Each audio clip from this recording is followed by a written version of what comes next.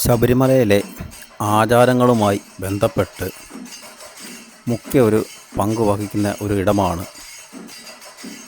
ഭസ്മക്കുളം. ശബരിമലയിലെ തീർത്ഥ സ്ഥാനങ്ങളിൽ ഒന്നാണ് ഭസ്മക്കുളത്തിലെ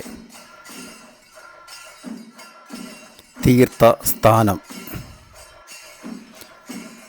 ഇരുമുടി കെട്ടി 17 പ്രാവശ്യം പടിയവിട്ടി അയ്യനെ തൊഴുത് മടങ്ങുന്ന അയ്യപ്പ ഭക്തൻ 18ാമത്തെ പ്രാവശ്യം വരുമ്പോൾ തെങ്ങിൻ്റെ തൈയുമായിട്ടാണ് വരുന്നത്.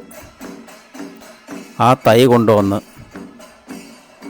ഭസ്മക്കുളത്തിൽ സ്നാനം കഴിഞ്ഞ് നമ്മൾ ആ ഭസ്മക്കുളത്തിലേക്ക് ഇറങ്ങി വരുന്ന ആ സ്റ്റെപ്പ് അങ്ങോട്ട് ഇറങ്ങി വരുമ്പോൾ ഇടത്തെ സൈഡിൽ തെങ്ങ് നടുന്ന ഇടമുണ്ട്.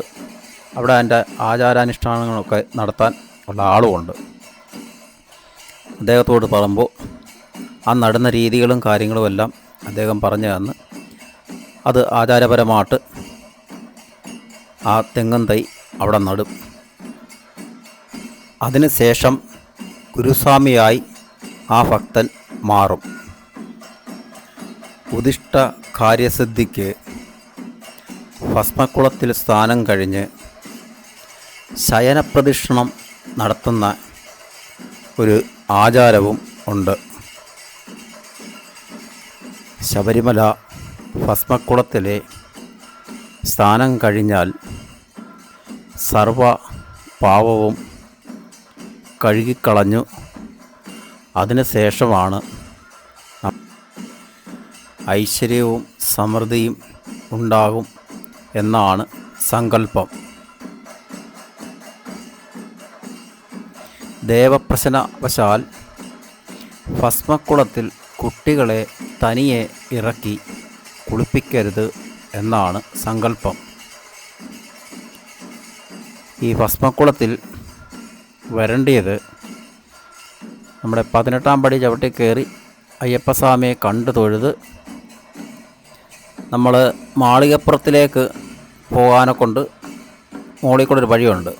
ആ വഴിയോട് ചേർന്ന് തന്നെ താഴോട്ട് ഇറങ്ങാനും ഒരു വഴിയുണ്ട്. ആ വഴിയുടെ നേരെ പുറകു സൈഡ് അവിടെയാണ് ഭസ്മക്കുളം. ഭസ്മക്കുളത്തിൽ സ്നാനം ചെയ്യുന്നത് ആചാര അനുഷ്ഠാനങ്ങൾക്ക് വേണ്ടി മാത്രമാണ്. അതുകൊണ്ട് തന്നെ ഒരു കാരണവശാലും സോപ്പോ ശരീരത്ത് എണ്ണയോ പുരട്ടി ഭസ്മക്കുളത്തിൽ സ്നാനം ചെയ്യാൻ പാടില്ല.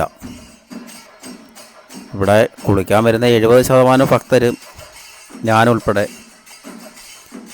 ആചാര അനുഷ്ഠാനങ്ങൾക്ക് വേണ്ടിയിട്ടല്ല, അല്ലാതെ ഇറങ്ങി കുളിക്കുന്നതാണ്.